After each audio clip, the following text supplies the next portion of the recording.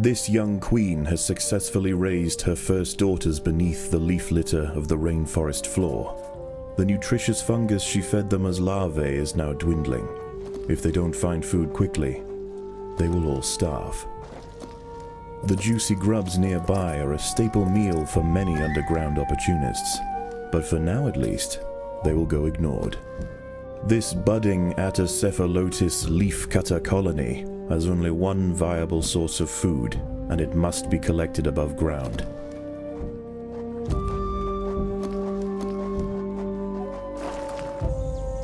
The small scouting party of minor workers could lead any number of deadly jungle creatures back to their undefended queen. They will need time and luck on their side. The workers have located a patch of young seedlings, just what they were looking for. The leaves are soft enough to be sliced up with ease and carried back to the nest.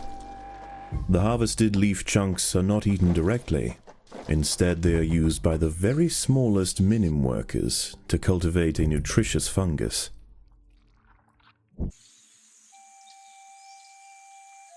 Over time, waste builds up in the fungus gardens, and if left unchecked, it can attract necrotrophic parasites.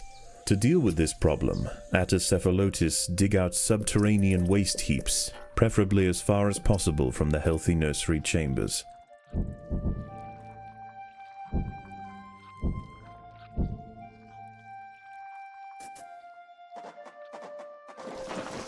The ants' activities outside the nest have not gone unnoticed. They are being watched.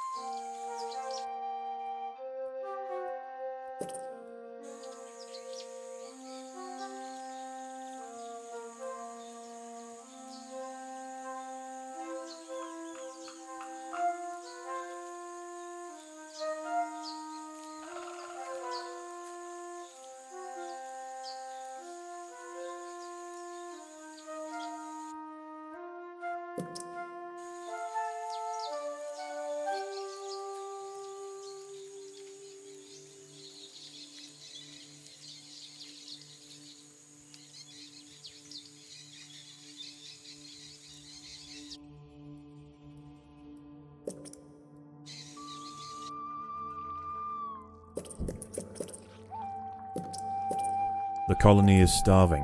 There is not enough food to feed the new brood.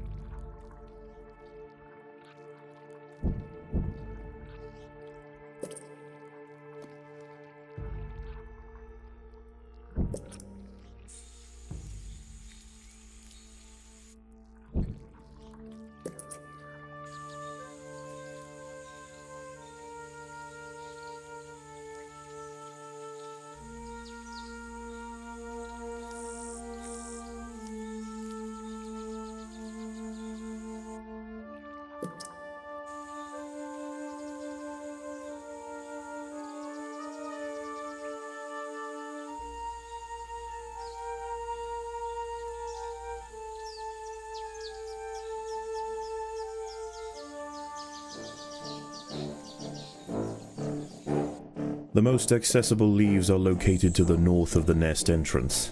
However, another atta colony has already laid claim to them. The close proximity of these nests places the two colonies in direct competition with one another. Time will tell which has the potential to grow into a great empire, and which will submit to the unforgiving law of the undergrowth.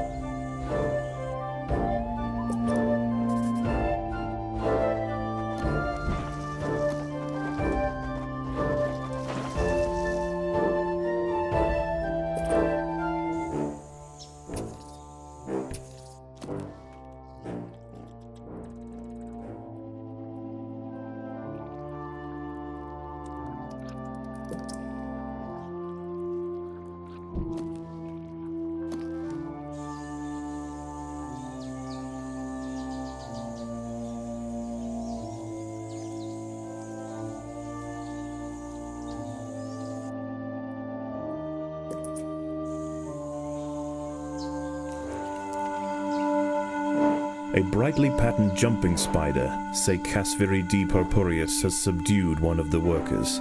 This expert solo hunter combines extreme agility with incredible forward vision, allowing it to pounce on unsuspecting prey with pinpoint accuracy.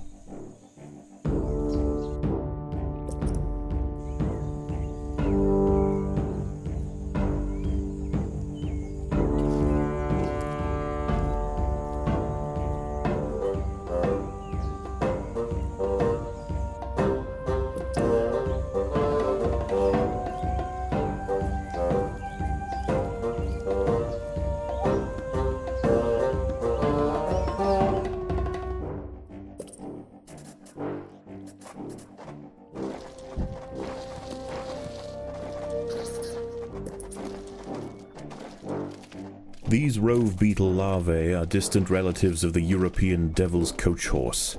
Despite a few million years of separation, they share the same carnivorous appetite, razor-sharp pincers, and most importantly, a fearsome final form.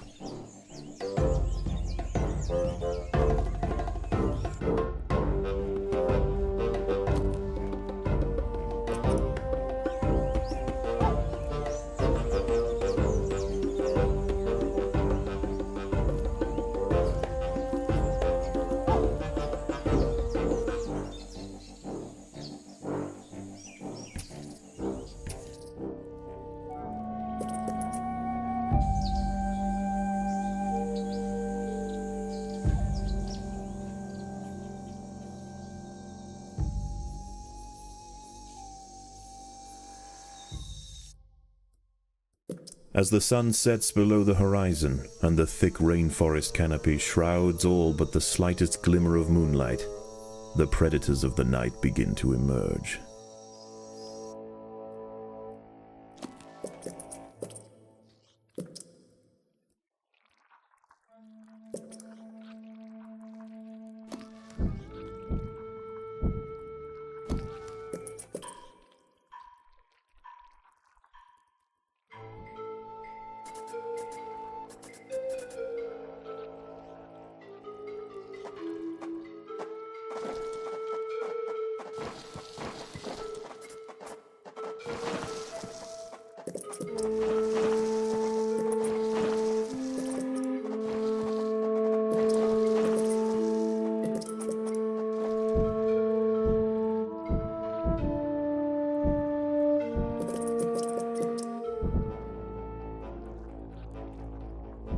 An ant has fallen prey to a wandering harvestman. Its long, slender legs keep its vulnerable body elevated high above the leaf litter, and when threatened, it can release strong-smelling odors to deter other predators. A stern response will be needed to drive this striding nuisance away.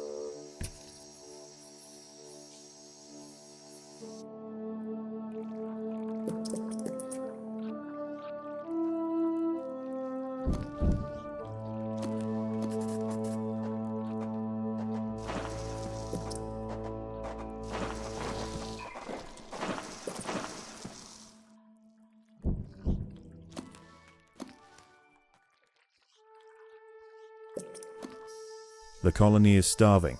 There's not enough food to feed the new brood.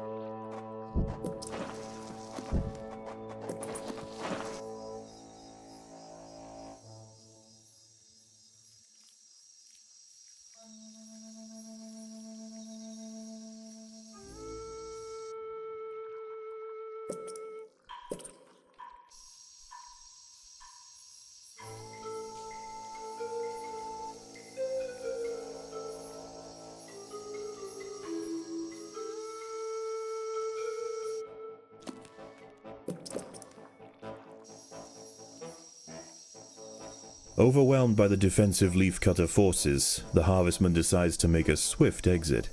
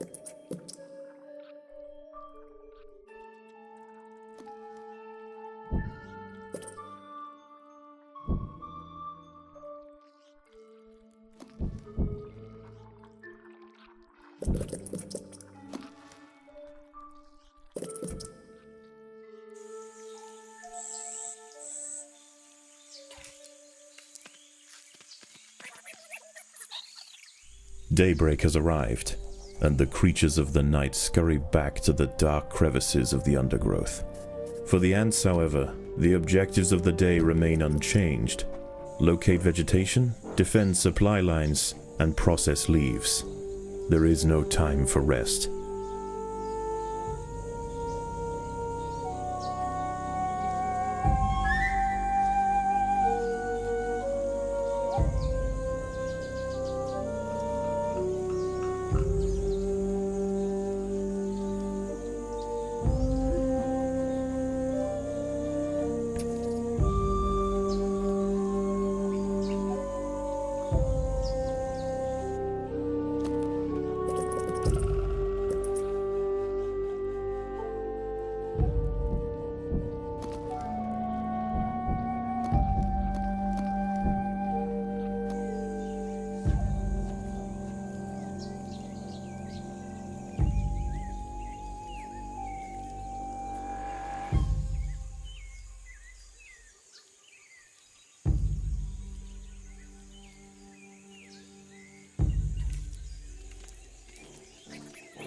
One of the ants has fallen prey to a young, leaf-mimic praying mantis. Once in range, its long, razor-clad forelegs can ensnare and impale victims with lightning speed.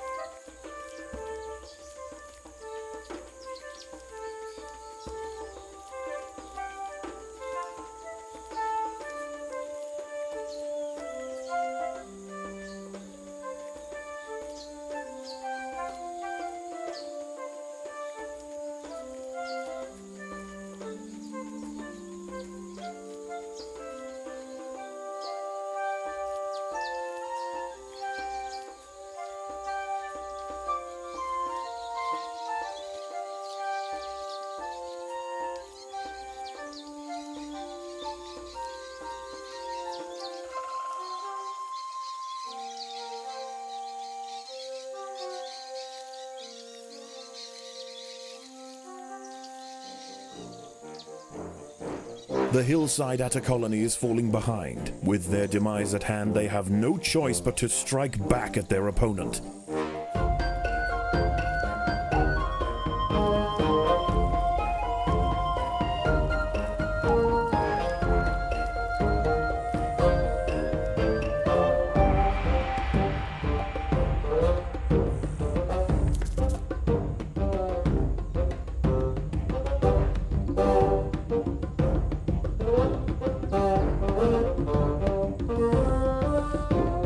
The ants must defend themselves.